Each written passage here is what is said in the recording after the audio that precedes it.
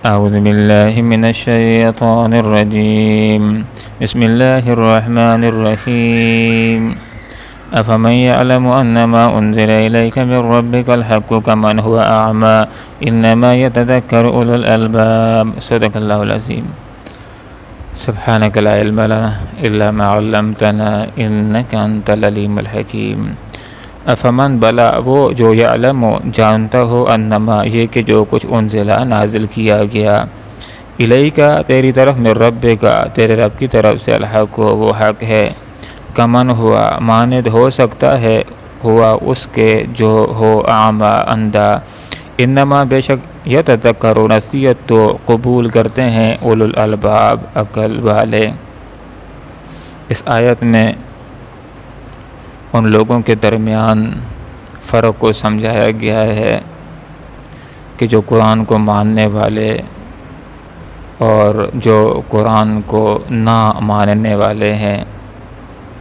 جو قرآن کو ماننے والے، اس کو حق سمجھنے والے، سچ سمجھنے والے، اللہ رب العالمین کی طرف سے نازل شدہ کتاب سمجھنے والے ہیں، ان کی مثال بینا کے ساتھ دی گئی ہے، اس آدمی کے ساتھ کہ جس کو نظر آتا ہے، جس کی آنکھیں کام کرتی ہیں اور روشنی بھی ہے، جس کے اندر آسانی کے ساتھ چل کر اپنی منزل مقصود کو پہنچ جائے گا، اور ایک ایسا فرد کہ جو قرآن کے حوالے سے شکوک اور شبہات کا شکار ہے، جو قرآن کو اللہ کی کتاب ماننے کے لیے تیار نہیں ہے، اس کے اوپر ایمان لانے کے لیے تیار نہیں ہے، اس کی مثال ایک اندھے آدمی کی طرح دی گئی ہے، ہوا اعمی، جو کہ اندھا ہے۔ تو جس طرح ایک دیکھنے والا اور ایک اندھا آپس میں برابر نہیں ہو سکتے، اسی طرح قرآن کو سچ اور حق اور اللہ کی کتاب سمجھنے والا اور دوسرا قرآن کے اندر شک کرنے والا، قرآن کے اوپر ایمان نہ لانے والا، یہ بھی آپس میں برابر نہیں ہو سکتے۔ جب قرآن کو ماننے والا اور اس کو نہ ماننے والا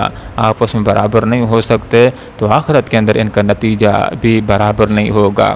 آخرت کے اندر کامیابی اور ناکامی کا دار و مدار قرآن کے اوپر ہوگا۔ آپ صلی اللہ علیہ وسلم نے ارشاد فرمایا، القرآن حجت لک او علیک، کہ قرآن تمہارے حق میں حجت ہوگا یا تمہارے خلاف حجت ہوگا۔ وہ لوگ کہ جو قرآن کے اوپر ایمان لاتے ہیں، اس کو حق مانتے ہیں، اللہ کی طرف سے نازل شدہ تسلیم کرتے ہیں، اس کو سچ سمجھتے ہیں،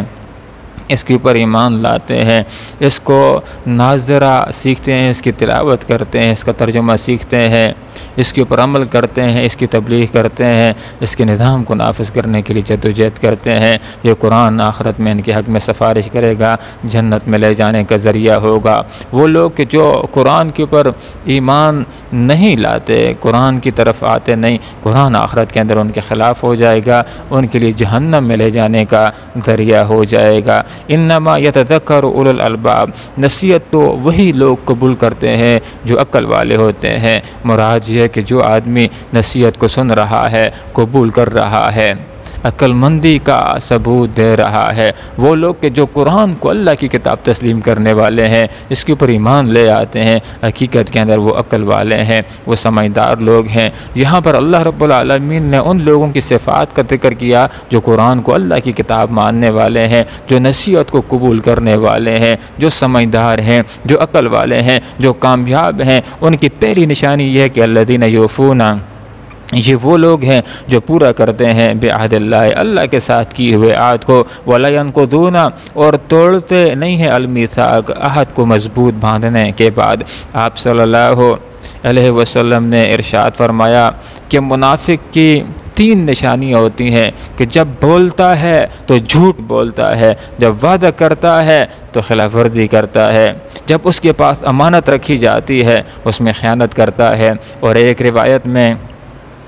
آپ صلی اللہ علیہ وسلم نے منافق کی 4تھی نشانی اور علامت بھی بتلائی ہے کہ جس وقت لڑائی کرتا ہے تو گالم گلوچ کے اوپر، بد اخلاقی کے اوپر اتر آتا ہے، بھلے مانس آدمی کو بھی بعض دفعہ اپنے حق کے لیے لڑنا پڑ جاتا ہے، بھلے مانس آدمی اپنے حق کے لیے دلائل کے ساتھ لڑتا ہے، کیس کو دلائل کے ساتھ آگے لے جاتا ہے۔ قرآن کی ایک آیت ہے جس کا مفہوم ہے کہ ان العہد کان مسئولا، آخرت کے اندر وعدوں کے بارے میں پوچھا جائے گا۔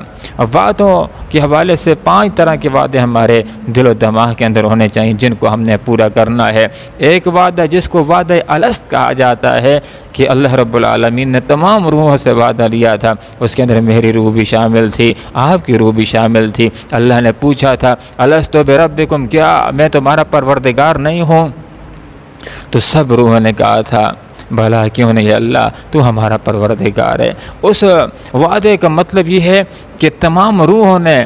عالم ارواح کے اندر اللہ رب العالمین کے ساتھ یہ وعدہ کیا کہ اللہ تجھے رب تسلیم کریں گے، تیری ربوبیت کا اقرار کریں گے، تیری بندگی کریں گے۔ اب ہمیں دنیا کے اندر چاہیے اس وعدہ الست کو یاد رکھیں اور اللہ رب العالمین کی عبادت کریں۔ اور دوسرا وعدہ جو ہمیں